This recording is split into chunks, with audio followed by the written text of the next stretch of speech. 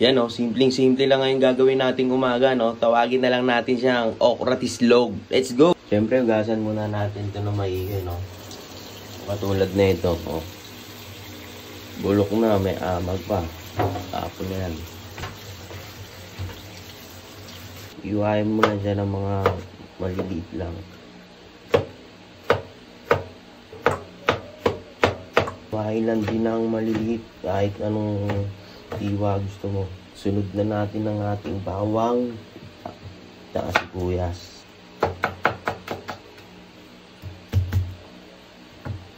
Dahil bawang naman una nating ilalagay, hindi na natin kailangan ito lang isa na lagyan.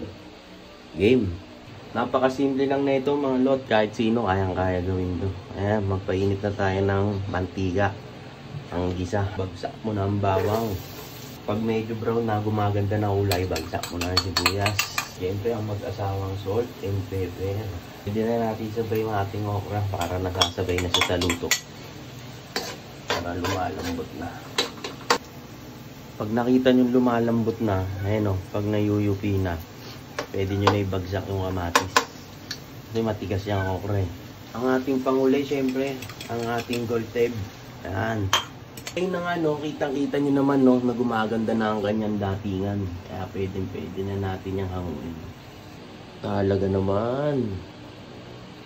Napakasimple lang ng mga requirements na ito, no. Bawang, sibuyas, itlog, kamatis, okra, syempre. Tara, tikman na natin.